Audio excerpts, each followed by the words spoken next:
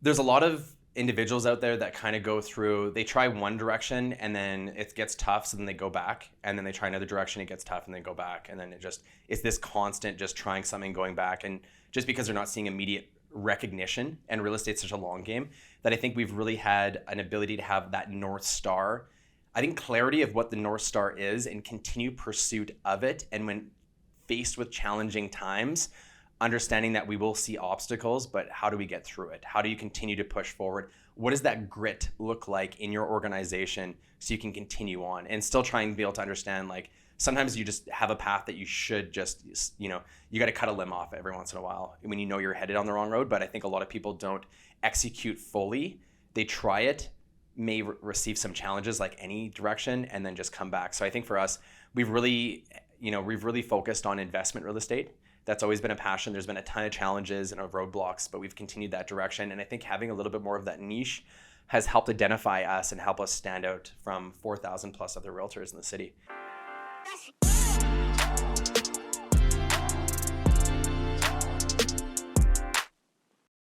So today on the show, we have Calvin Hexter. He owns Calvin Realty. Always wondered how he came up with the name. But yeah, I thought he'd be a really interesting guest. Kind of watched him grow the company, change industries. So can you just give us a really quick rundown how you got to today, what the industry's done? Definitely. Yeah. So, I mean, it took a lot of hours in the boardroom, similar to this one we're in right now, to come up with the name. And then we finally figured it out and have stuck with it ever since. Calvin Realty's inception was October 2022. So we're still an infant. But we've been growing extremely fast, and it's been great. We specialize in investment real estate, primarily residential, dabble in small scale multifamily, and it's been a fun ride. I mean, it's been a roller coaster ride. Yeah, I joked about the name, obviously, but I do think it's interesting to watch how some people, they do name it their company. Trump talked about that a lot when he bought the Tiffany building. Were they going to brand it that or brand it Trump? And he said, you always bet on yourself. It's like your brand. And so I think it's cool when people do it, as long as it works out. So how did you decide to get into the real estate? I know you were in a different industry prior. Yeah, good question. I was in the fitness industry for 12 years as a regional manager prior to real estate. And, early on, I think a lot of people at my age, so I'm 36. I know I look like I'm 24, but, come on.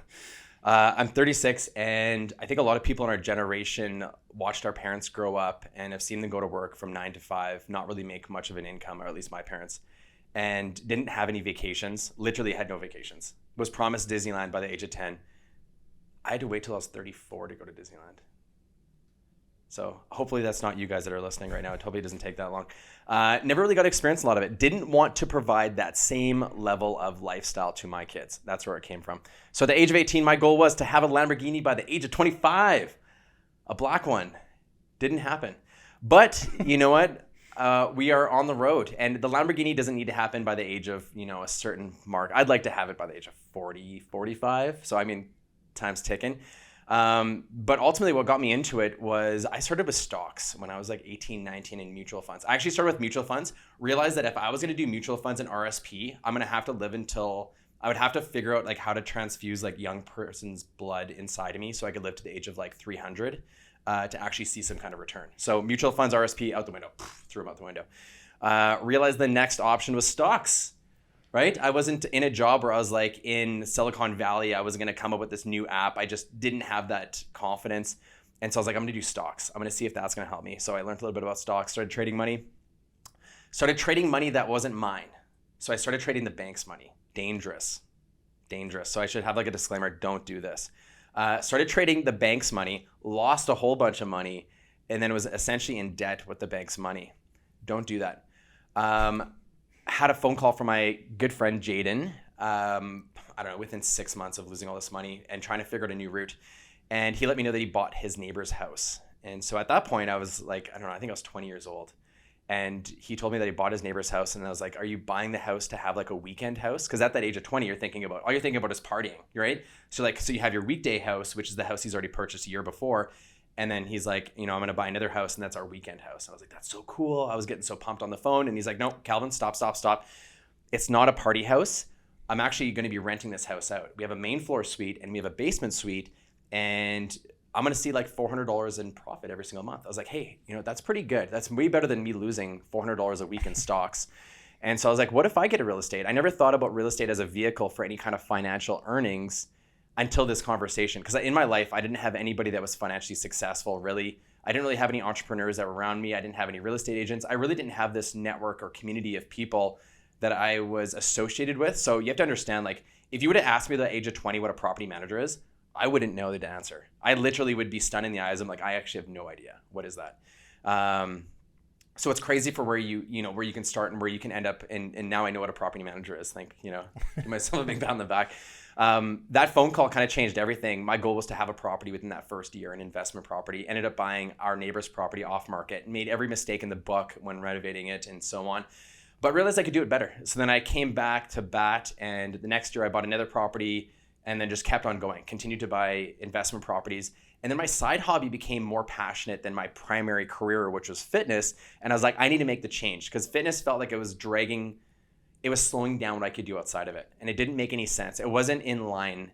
It's like fitness was one direction, and then the real estate was a completely other direction. And it was just a major conflict. And it got to the point where it was so painful to go to my everyday job that I needed to make that change. I just felt like a walking zombie. Once you feel like a zombie, you got to make a change. And I feel like when you hit that point of pain in your life, you will do whatever you can to get away from that pain, because that pain literally feels like an open wound. I don't know if you've ever experienced that before, but it literally feels like you're getting cut every single day. And I'm not cutting myself or anything like that, but it literally feels like pain every single day until you make a change. I was like, I'm getting my real estate course, or I'm getting my real estate license. So I remember in 2018, I was like, I'm doing it. Started my course in January, got licensed by March, and I was on a real estate team with a specialty of investment real estate, because that was my background, by middle summer. That's where it started. Okay. Well, I love the pain thing, because actually just this morning I read about this study they had done, and they take a rat and they put him in a cage and they starve him, and then they put cheese in front of him. And like they measure how hard he pulls. So he's tied to a little strap, and how hard he pulls to get the cheese. And he's literally starving to death. So you'd think like there's a lot of unpleasantness there. And then they put the cheese there, and they put the scent of a cat, and the rat will pull about twice as hard.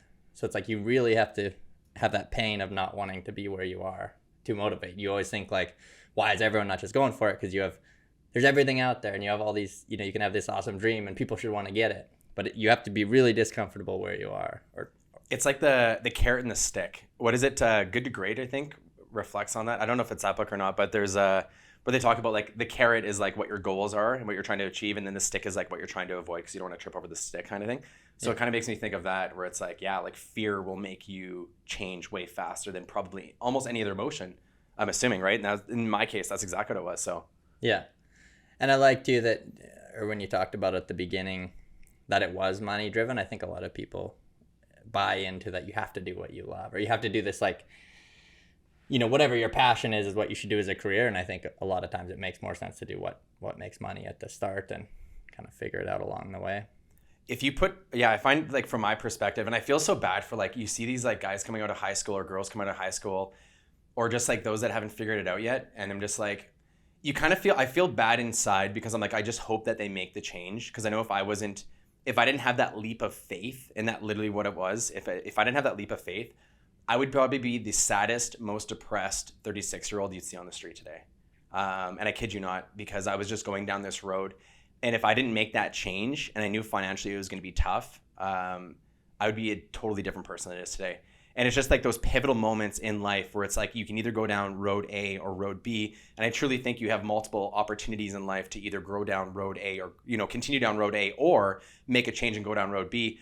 And I think life gives you numerous opportunities, but it's not going to give you opportunities forever. And I think you need to be able to make that change, especially when you know that pain won't go away if you continue down that same road. So I look at like the younger population coming in, and I'm just like, I hope they figure it out, because life is so much more enriching if you can find something. It doesn't even, like you said, like, you don't have to be the most passionate about it. I mean, if it was up to me, I'd be a professional hockey player or a professional actor. I'd be on the big screen with Tom Cruise. That's what I'd be doing right now. I mean, but it's also fun to be able to incorporate your passion into that, right? Like, I love movies, I love acting. So I do cinematic listing videos. Why can't you take what you love and what you're passionate about, and take it into something that makes money?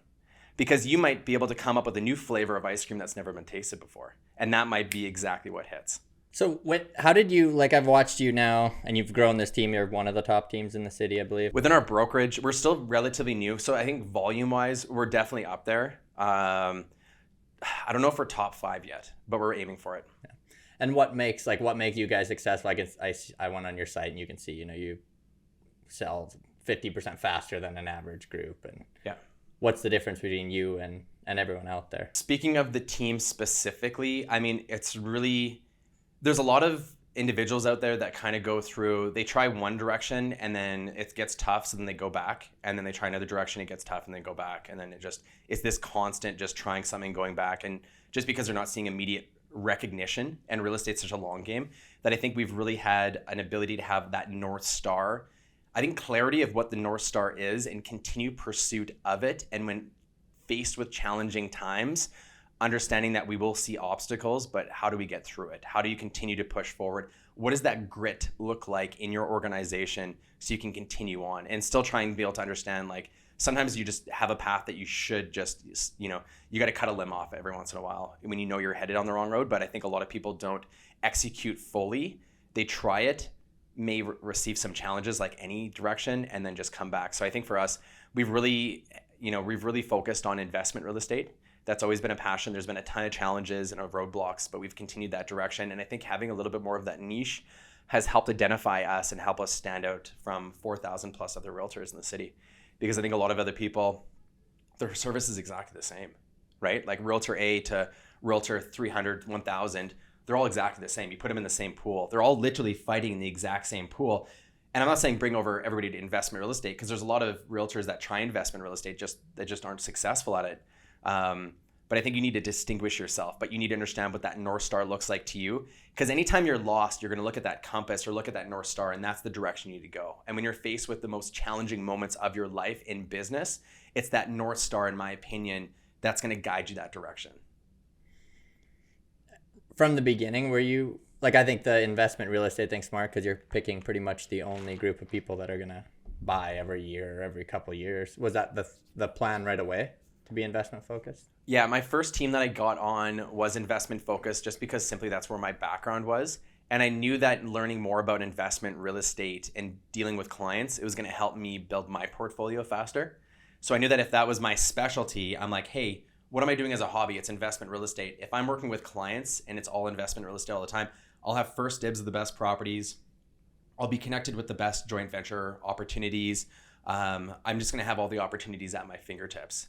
And so that's ultimately why I did it. It was ultimately it was selfish in the sense because I knew that it was going to be the road to helping me to where I needed to get to, but I also knew I could help the largest quantity of people through that road as well. And that's what I was passionate about. So it shined through, and I'm still passionate about it, which is good.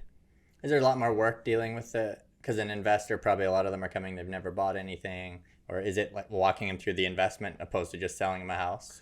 It can be. It's funny. You talk to most realtors. So you get 5 other realtors that are sitting behind this black screen right now, and you get them to come over and you ask them the exact same question, but you earmuff the other 4 so they don't get to hear each other's answers. Majority of them would say, yes, investment clients are a pain in the ass. Because I can say that on this because we're on a podcast. Okay.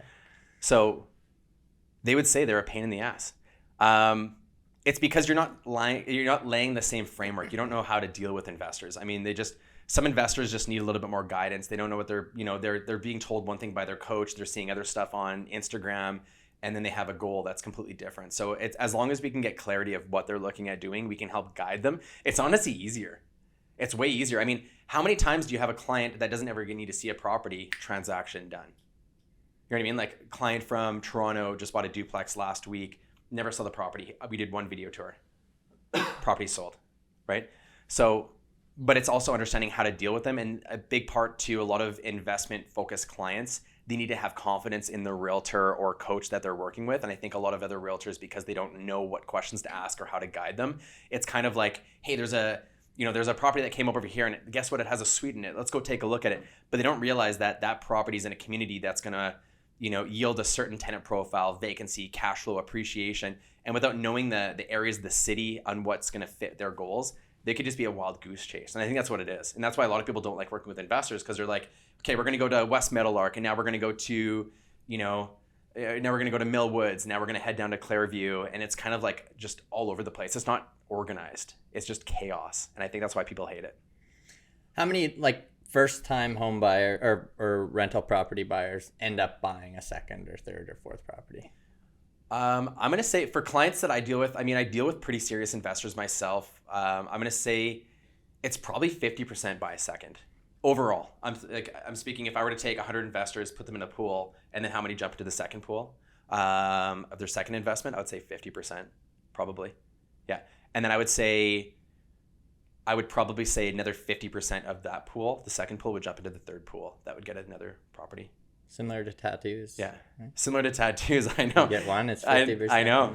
That's right. And it gets easier. It gets easier with tattoos. I mean, the first one's like, oh my God, what is it going to symbolize? How thick should I make the artwork? Is it really going to go with the muscle tone of my body? Is that where I want to put it? And like the first tattoo, I don't know about you, but like I think it took me 6 months. Now I literally just book an appointment and I'll figure it out the week of. It's crazy. Yeah. I see you finally committed to the hand. I did. I had that, I think as of 2-3 months ago or so. Now I just got to add some extra shading. The hand tattoo is a tough one though. Anything below the wrist is a tough one. But it's been good. But what was the thought there? Because you own your business. What business would you lose? I mean, it comes to a point where it's like, am I more focused on everybody else or myself? I'm in an industry to serve, but there has to be balance in life, right? Now, I'm not going to come to a podcast with, shorts, a polo, and sandals. I'll probably have shoes on like I do today, right? I would never probably do the sandals. So there's a line that you have to draw, I think, when it comes to the service. And I just felt like when it comes to freedom of expression and, people understanding you and who you are and differentiating yourself, I think you have to lean into that because there's too many people that get blended that look exactly the same. You know what I mean? Like there's not enough Neapolitan ice cream out there. There's too much vanilla. And I'm not saying that for people that don't have tattoos as the majority of them. But I don't mean like in that respect of tattoos. I just mean like in regards to expression and just creating a little bit of a brand for yourself. And that's what it is. You're with time in the industry, you're going to just be more distinguished and it's fun. I think it's great. Yeah. Yeah. Well, I've had them for a while. So, and the Lambo, would you pull up to a listing in that when you get it? Or would that be too much? No, probably like a real estate event though. Like if it was like a real estate event would be fun. Like a charity event, that's what I would do. We do a lot of events. You've been to a couple. You've hosted a couple of the mega complexes at some of our tours. I would do like a charity run with it for sure. I think to a particular client, I think I would. What I'm most excited about with the Lamborghini is picking up my kid from school at Lamborghini. Yeah. And surprising him where he doesn't even know that I bought it.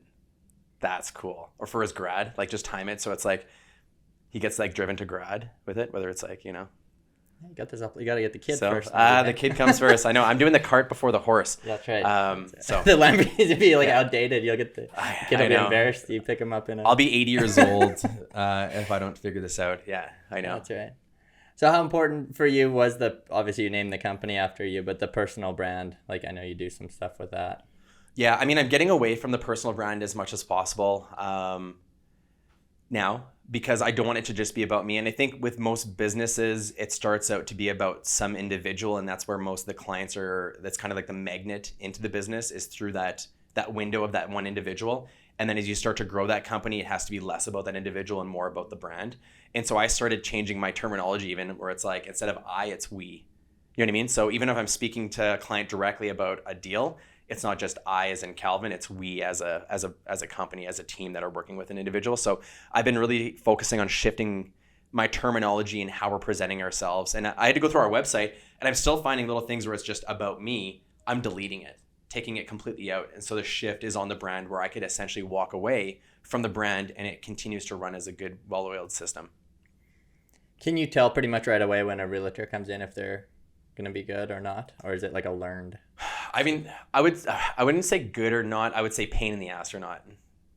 Yeah, I would use that. There's over 4,000 realtors in Edmonton. which, I mean, if you're in a bigger city like Vancouver or Toronto, I mean, it's just a fraction, but obviously the population is quite a bit different. It's all relative.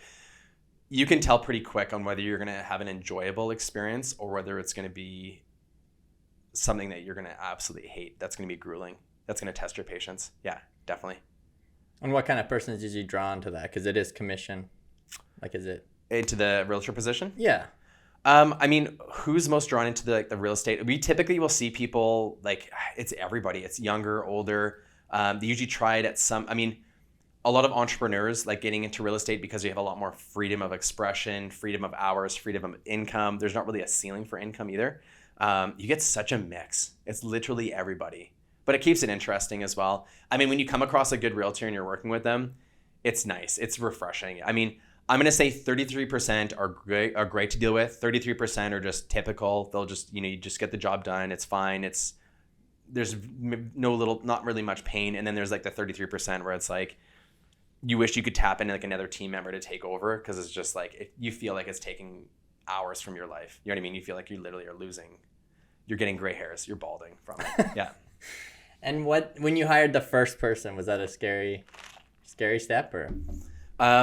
It wasn't really as much as you'd think. I know there's so many realtors out there, and I've never understood why they're afraid to hire somebody. Cause I'm like, in the perspective of business. So say that I'm just going to say $100 an hour. Okay. So say that I'm making $100 an hour right now.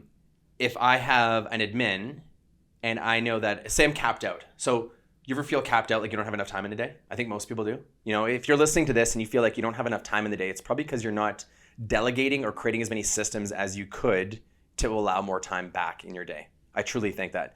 So think of it from the perspective, you make $100 an hour and you don't feel like you have enough time and you keep on just pushing things to the next day, and things aren't getting done.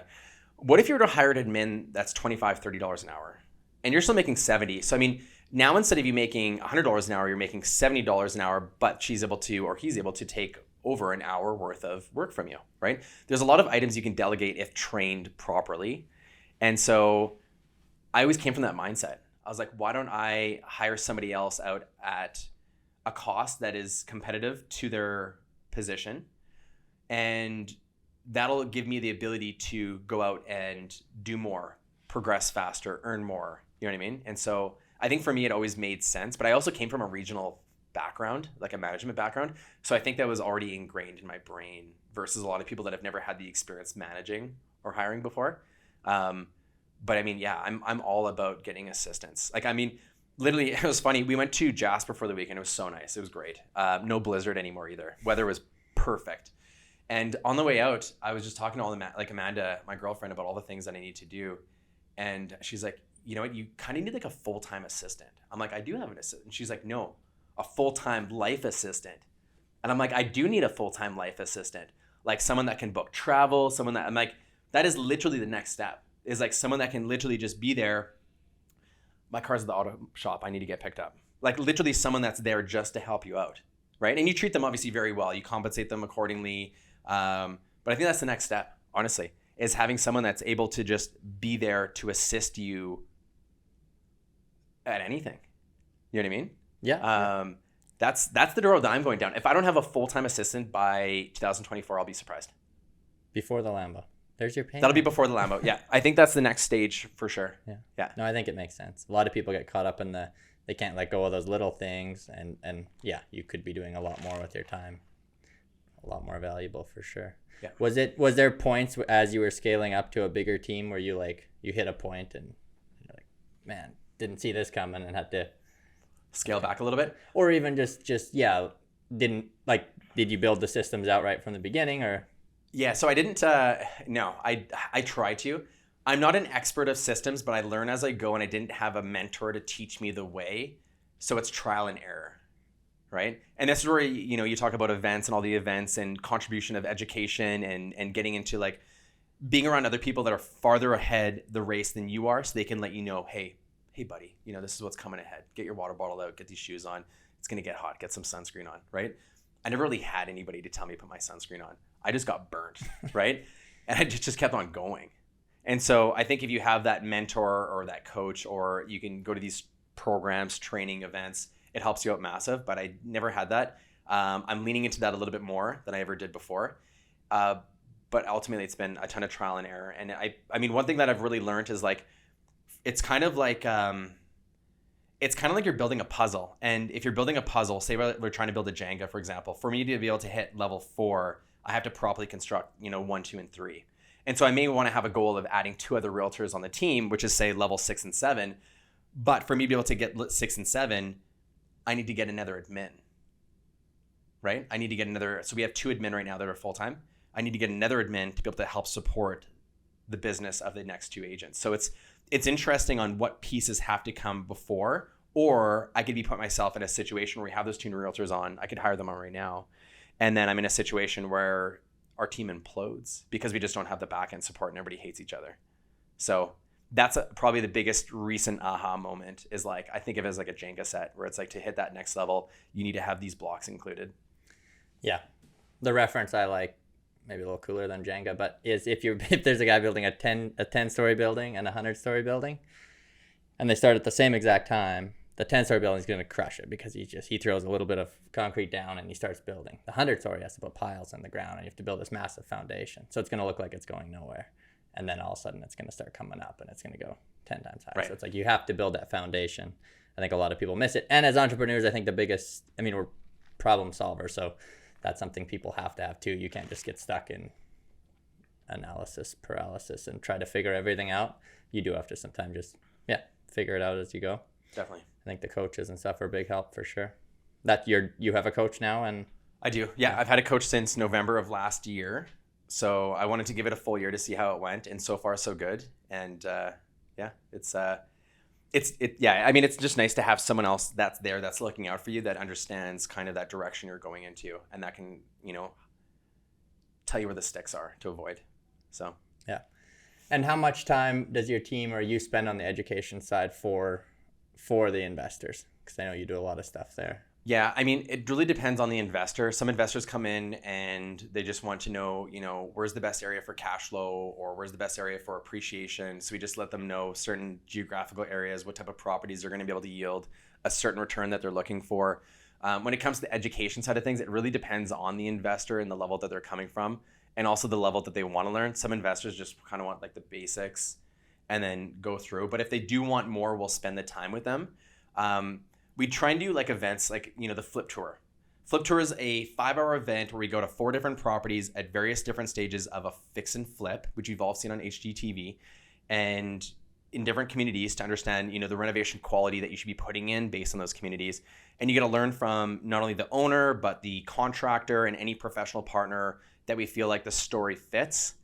And you got to learn, so we put on a lot of events to be able to educate back. So instead of it just being one-on-one, we try and do additional things to be able to educate large masses. Like we'll have 100 to 120 people at those events, which has been fantastic. And it's good to give back. We make no money from it. We lose money from it in the short term, but in the long term, the amount that we give back is amazing. So I would say from the level of education, we put out quite a bit. I mean, if you look at everything in a grand. From the outside, when I look at small investors or people starting out, it seems like there's like fix and flips was super big maybe 2 years ago, and then Airbnb seemed to get really hot. And maybe I'm wrong on this, but it seems like it kind of shifts a little bit. Yeah.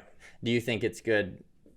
Like it should people be pivoting with it and trying to catch the hot thing, or is it better just to stick with something? I think it depends on your goals for sure. Like if I'm working with, let's just use an example of like a family. So say there's a family that works 9 to 5 and they want to offer a little bit more support with their current earnings because COVID 2.0 might come around, knock on wood that it doesn't. And it may challenge their current job.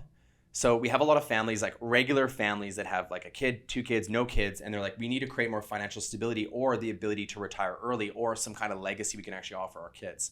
We're seeing that more and more and more, which is really cool. Love working with families that are looking at just that next level to be able to give something more back.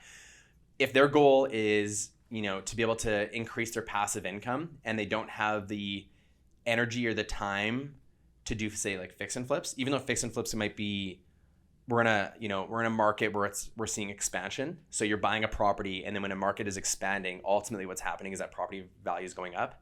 So if you're in an expansion market, it's the best time to do fix and flips because you bought the property low, property value is going up, you renovate it to a turnkey status, you sell it, and now not only are you getting the boost from the value add of the construction and updates you put in, but you're also getting the market appreciation. You're riding that wave, you know. But if the family doesn't have that time and energy to actually put towards that, I would say stay on course. Stay on course with the buy and holds. Buy a property. You know, if you don't have any time, just find something turnkey, or if you need to do some renovations and you have the ability to do it. I would say you can ride the wave if you have the ability to, but there's always a trade-off of time, energy, and money. And depending on what those three look like, there might be an asset. There's an asset that's going to work best for you. There's some investors that don't have any, like literally have no money for a down payment. So they live in their primary home. So this is a family we've dealt with recently. This is really cool. We've dealt with a family like this. So it's a family, I think they're 35, husband, wife, and they have a young one. And they reached out to me and they're like, Calvin, we love what you guys do for investment real estate. And nobody's been able to help us before because we've had this complex problem and we can't quite figure out a solution. I'm like, okay, give it to me. Let's see if there's an opportunity. So the nice thing about investment real estate is kind of like, you know, I'm kind of like Al Borland. You ever seen, no? Everybody seen Al Borland? No? Tim the Toolman Taylor? Oh, yeah. Home Improvement? Yeah. Home Improvement, I think that's what it's called. So he's like a guy that can fix everything, okay? So he can fix anything. So as an investment real estate, you know, specialty, I have more tools in my tool belt, so then I can offer more solutions, just like Al Borland can, okay? So they came to me and they said, Calvin, you know what? We need to stay in our primary home. We have like less than 5% left, or like 5% we can put down. I think it was like 4% they can put down on a property they wanted around $400,000. And we can't get a mortgage because my wife just started a new job and I think he just shifted jobs too. I think he's an entrepreneur, so it takes a little bit longer for a track record. So, I mean, from the bank's perspective, they weren't willing to lend them on anything, but they wanted to get into real estate because they felt like that was the best vehicle for where they wanted to end up. And I mean, for where they wanted to end up, real estate did make the most sense.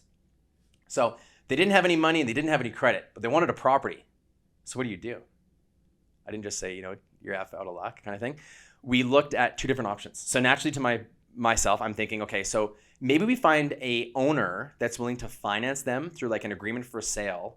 So the owner can finance them in the sense of maybe they don't need, so normally banks, if you're buying an investment property, if you're not living in it, it's 20% down. Okay. Again, they had like 4%. If you're moving into the property, it's 5%, but they didn't want to move into the property. So it wasn't an option of them just saving up for another 6 months to be able to move into it. So what we did is we found a seller, we found an area that they wanted to move into, and we started approaching sellers and asked them, you know, Mr. Seller, would you ever be interested in holding your name on the mortgage? And the family takes possession, right? And you keep your name on the mortgage. They pay for all expenses, and you know the family might be able to help you with an extra $100 a month in interest. And then at the end of this term, so when your mortgage comes due, say 2 years, then the family will take over the mortgage because they feel confident at the end of the 2 years when the wife has a better track record, he has a better track record, but they don't want to wait 2 years to get into a property. They want to get into it now. They want to start their investment journey down the road because it's so easy to push off. I mean, how many people are like, I want to improve my situation now, but don't do anything at all. They say 1 year, 2 years, 3 years. It's like, I'm going to join the gym.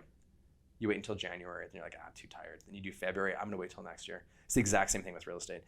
So we found a seller that was, you know, in a position where they couldn't get quite what they wanted for the property. So they paid probably right at market value, maybe slightly over, but the seller was able to finance them and not to the same, you know, not to the same qualifications that the bank would require. And he was totally fine with 4% down. The family could support the expenses on the property because they were going to rent it out and there was enough cash flow to be able to service the debt and what he wanted for interest. And they just got into their first investment property. Okay. Where normally they just see roadblock. We need to figure out what kind of solution is there available. So that was my first solution, was an AFS, which actually worked out. The second solution was a JV partnership. So a joint venture partnership was essentially you teaming up with somebody else that has the capacity and has the capital. And so for that, the trade-off, there's always a trade-off, right? In any relationship, right? So this JV partner would be, I'm going to get a mortgage. I'm going to put the down payment of the remaining 16%. And the trade-off of the family could have been, I'm going to manage it, you know? But I knew that time wasn't an asset. Time was an asset for them, but time wasn't an option for them because they already had a young family and they had extracurricular activities, right? So anyways, it just made sense for them to go the route. And so they were able to get into a property 2 years earlier, start to build mortgage pay down, and they're going to get all the appreciation from it. So that's a huge win in my books, where we were able to help a family on their financial journey. And just like a tattoo, the first one's the hardest. The second one is way easier, a little easier, right? You don't think about it as much. Instead of it being 6 months to plan your tattoo, it's only 4 months, 3 months. And then you're like me, I'll book it tomorrow if you can get me in, and I'll come up with it on the spot. I'm not there yet, but soon. So you had mentioned agreements for sale, AFS, and it seems to be a really hot topic now. I see it pop up all the time. Courses on it. I had actually, on my second building we did one at the time. I don't even know if it was really called that. Maybe it was. But it seems to be quite trendy now. You're seeing that a lot. Definitely. It's getting trendy because it's providing a solution where there's normally, like I was mentioning before, like a roadblock. And a lot more coaches are speaking on it as well. A lot of the investors that we come across usually come from some coaching program, whether it's, Wayne and Gabby Hillier's Keyspire, Fearless Investor, Trust Your Talent. There's so many investment programs out there, and it really, it's always kind of funny because sometimes we'll get a lead that comes in and we won't ask them like, who's your coach yet? And I'll just speak to them and then I'll say, is this your coach? Because every coaching program has a different vision or image that they're pushing on what to do, whether it's JV partnerships, whether it's fix and flips, buy and holds, whether it's raising capital, whatever it is. And it's always interesting, but it seems like a common trend lately has been agreement for a sale. And I think what's happening is a lot more people are making it a lot more public on, avenues like YouTube. And so people are asking the question, like, what is agreement for sale? What is creative financing? And so it definitely seems to be a lot more popular. I mean, today on how many offers we're writing for agreement for sales versus 2 or 3 years ago, triple easily. Now, there's a lot of individuals that still don't know what that means, right? There's a lot of realtors that won't have an idea, don't care to learn it, which is fine. So it makes it, we have less options of where we can present it. But for those that do understand it, bless you. You make our lives a lot easier, and you give our clients a lot more options, and you provide your clients with better options as well. Yeah. I do wonder if it gets too popular, and then because I don't actually think banks love the idea, and I wonder if it gets out there enough and they start looking into it more.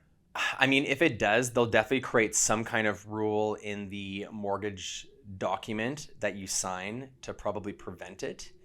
Because, essentially with an agreement for sale, for those of you that, I'll give a basic idea of what agreement for sale is. So simply when it comes to an agreement for sale, all that's different from a typical conventional purchase. So when you're purchasing a typical property, you put an offer in, you have a due diligence period where you do an inspection to make sure that the property has good health.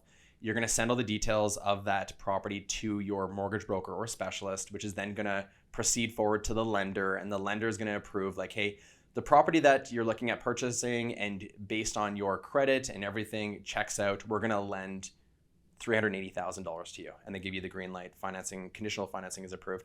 So once financing and inspection, for example, are approved, then you get possession, right? In typical conventional purchases, that's where title transfer happens. So the seller's name is removed and the buyer's name is added to title, okay? Now, with an agreement for sale, that's the one thing that changes. So everything up to it stays the same. The offer, the due diligence period, you don't need financing because you're not going to get financing until the end of the term. But on possession date, instead of title transferring, simply the seller's name stays on, and now the buyer's name comes on as a caveat. So then they now have interest on that property. So the seller can't sell it. And the benefit to a seller, we see a lot more agreement for sales in cities that see more buyer's market. So buyer's markets are when, there's a lot of inventory and there's just not as many buyers to consume them. The consumption rate is slower. And then a seller's market, which is where we typically see like Vancouver, Victoria, Toronto, Montreal, is where there's not a lot of inventory and there's a ton of buyers. So normally you won't see agreement for sales in those type of markets, but in a buyer's market you do, because sellers can't normally get what they want for the property. So if we have like Uncle Tom he's like, Shane, my property's worth $500K. You see how much manure I put on those fields? You know what I mean? Whatever it is, right? This is grade A manure. Okay, Uncle Tom, or Jim, I don't know what I said. We'll just say Tom. Okay. And a lot of sellers feel like their house or properties are worth way more. And so if a seller is trying to sell their property but can't get the money they are wanting because they feel like it's worth more than what the market's willing to pay. An agreement for sale is a great option because a buyer may be willing to pay slightly more than market value to solve their problem. What is a buyer's problem? They have less money down, less than what the bank wants, or they don't have any credit or not enough credit for the bank to want to loan them any money, right? So it's really a win-win situation, right? Or, I mean, another scenario with the seller would be, instead of, them having to achieve above market value or at market value and they can't sell, maybe the seller has a mortgage that has 2 or 3 years left, and upon termination of that mortgage midterm, goes ahead and triggers a $16,000 penalty. That's a lot of profit that the seller could be receiving, right? So if you're mid-mortgage and you have, it's 5 years and there's 2 years or 3 years left and you cancel it midway through, there's some massive penalties out there. So a seller might be like, I need to sell. I can't sell, or I don't want to sell and give the bank $16,000. I mean, do you want to give the bank $16,000? No, I'm going to try and avoid it any way I can, right? And so an agreement for sale, you can put that new buyer on, they get possession of the property, and then that term could be at the end of when that mortgage is up, and then that buyer gets that property. So was that the longest explanation of an agreement for sale? No, I think you covered it. I like them. Like I said, I used one, and I think right now CMHC, like on multifamily, depending what product you're going in for, but they say they're backed up, like that you might not be able to finance something till next year. Like they're backed up ridiculously. They run at 900 files and they have 3,000 in. So it's not so people are going to have to get creative.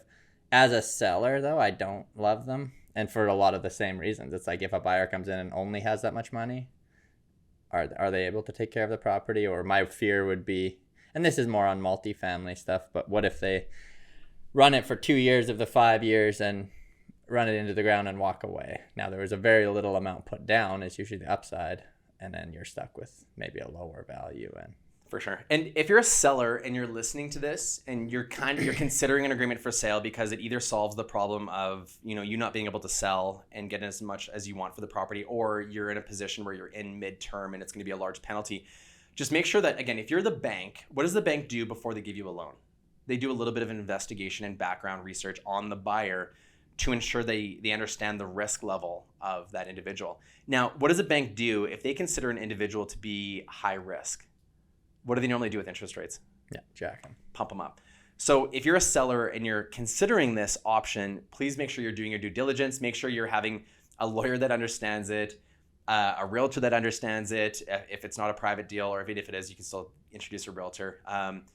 But just do your research on the individual, because it sounds great, but you want to know who you're lending to, just for those reasons that you just said, right? Like if you're the 12-unit building, you know what I mean? Like say there's a down payment of $50,000, how much destruction could someone do in a matter of 3 months or 6 months on that 12-unit building? Can it exceed $50,000? Yeah. Easily, right? So it really does come down to, there has to be a level of confidence, and it's a relationship that is longer than a conventional sale. So it has to be a positive relationship, in my opinion. So off the agreement for sale, but how important do you think location is when someone's doing like a fix and flip? Or it's everything. Yeah. Everything. What do they say? How many times do they say that word? 3 usually. 3 times. I say it 4 times. That's an extra time. That's a new patent. So if you guys Google location,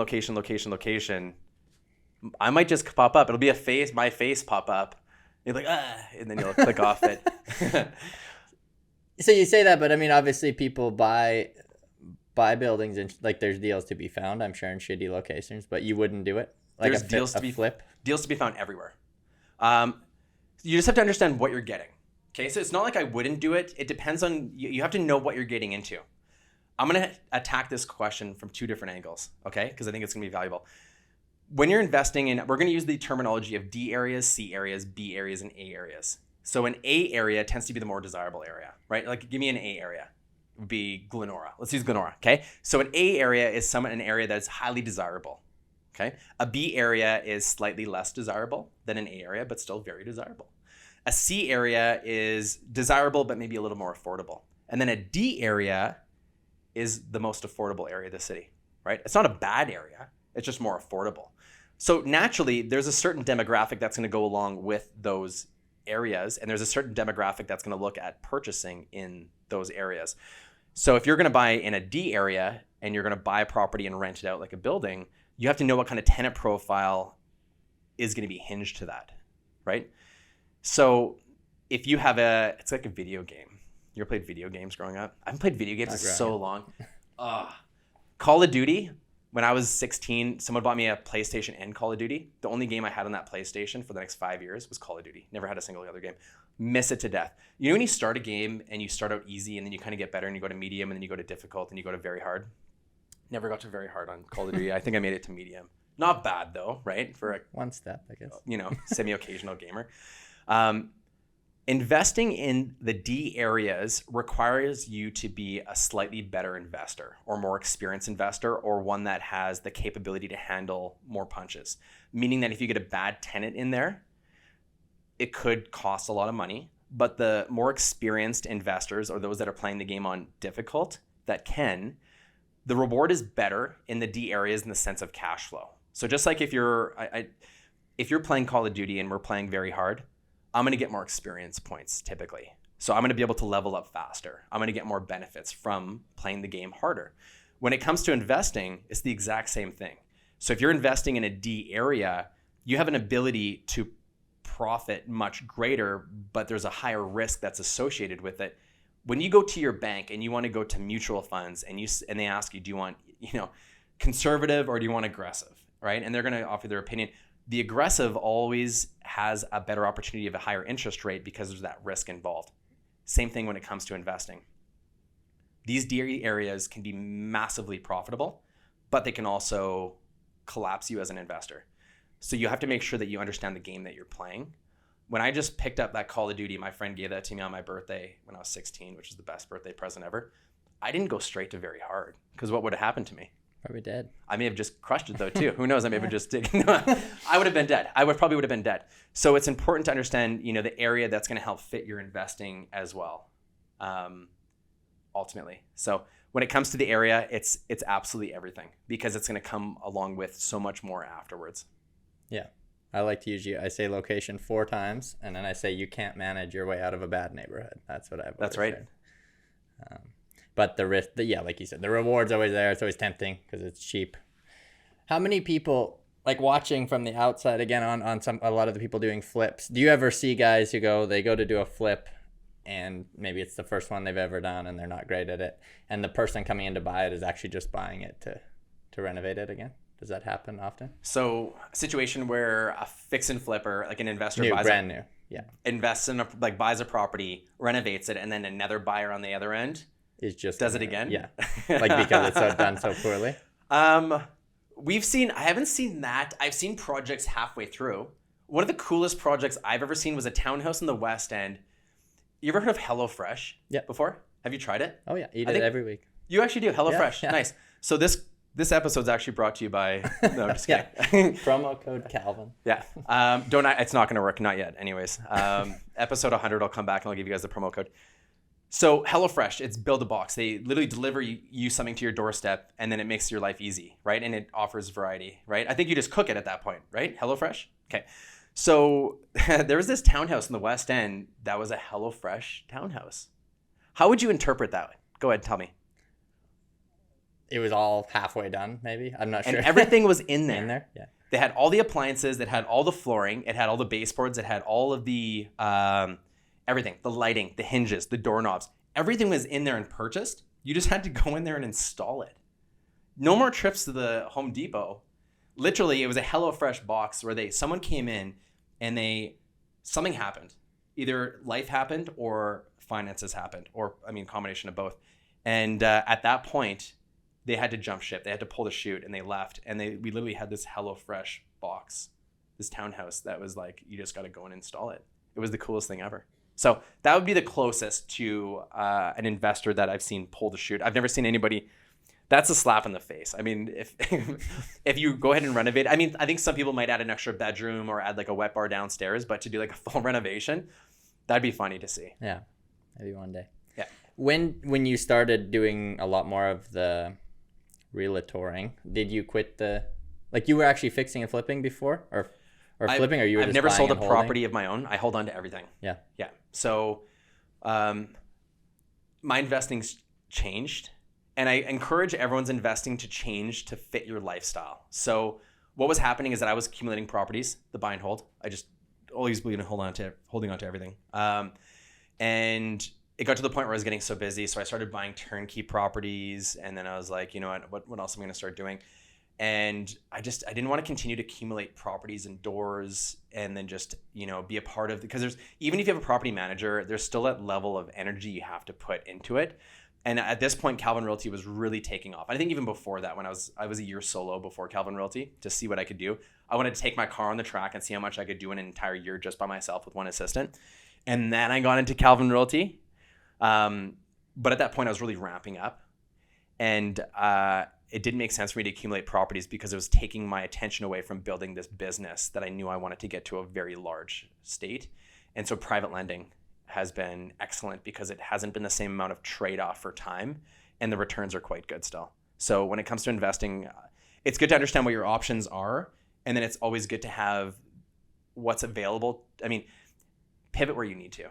That's what it is. I'm completely happy. I mean, people will ask me how many doors you have. My answer is the same as it was a year and a half ago, but the private lending and how much lending I've been doing is massively changed. So yeah, I think people need to pivot as they grow. Like if you're doing single family flips forever, to me it's like you won't meet very many people who are super successful at the end doing that their whole career. And I think it's kind of it's like a joke with developers. It's like you always go broke on your last deal, and it's always your biggest one because you do this one and you do a slightly bigger one and you only have to get burnt once and the business falls apart pretty quick. Right.